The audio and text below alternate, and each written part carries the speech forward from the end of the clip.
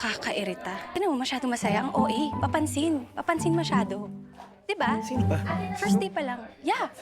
Masayang-masaya si Irene nang makita niya si Snoop sa hardware na agad niyang tinanong kung bakit andoon si Snoop at kung ini-stalk na naman siya ng binata na agad namang umangal si Snoop dahil stalker na naman ang tingin sa kanya ni Irene na agad niyang sinabi na mahina ang live selling nila kaya kailangan niya ng racket na nagulat ang dalaga.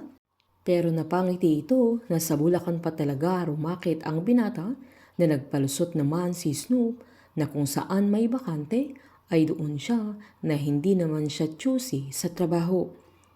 Sakto namang dumating si Aldridge na agad niyang winelcome si Snoop. Sabay sinabi niyang kabilin-bilinan siya ni Aling Cathy na tanggapin niya si Snoop bilang hardware assistant at driver na nakangiting sinaad ni Snoop na ang lakas niya kay Aling Cathy.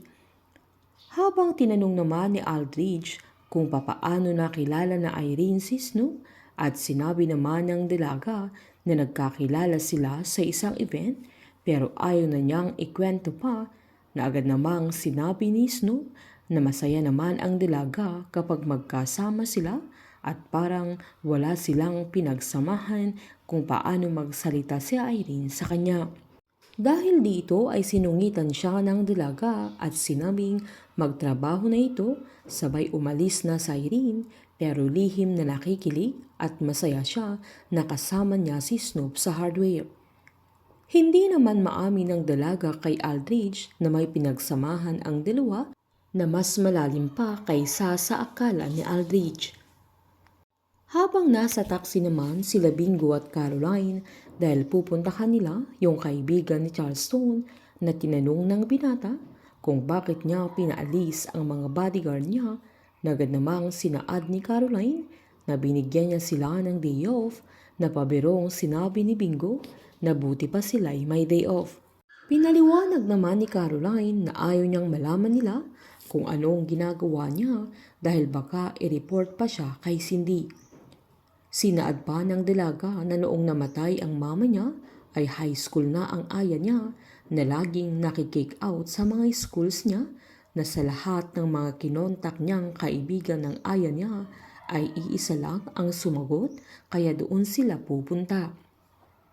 Pinagsabihan naman siya ni Bingo na hindi na natulog ang dalaga dahil nakipag-chat siya ng nakipag-chat hanggang may nag-reply sa kanya na pinagalitan pa niyang hindi pwedeng walang tulog si Caroline. Sabay tinanong pa niya kung nag-almusal na siya at kung nakakain ba siya sa bahay nila. Nagginiit pa niyang pinapabayaan ata ng dalaga ang sarili niya na papaano siya makakabawi ng lakas niya na agad namang sinaad ni Caroline na okay lang siya.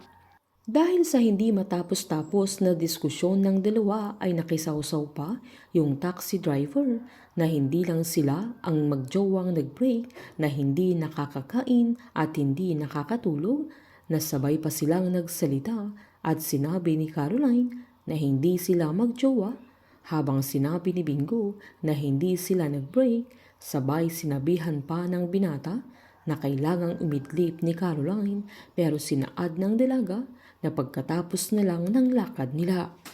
Painit ng painit ang mga tagpo, sabay-sabay po nating subaybayan ang advance episode at ang nalalapit na pagtatapos ng Can't Buy Me Love dito po sa aking channel.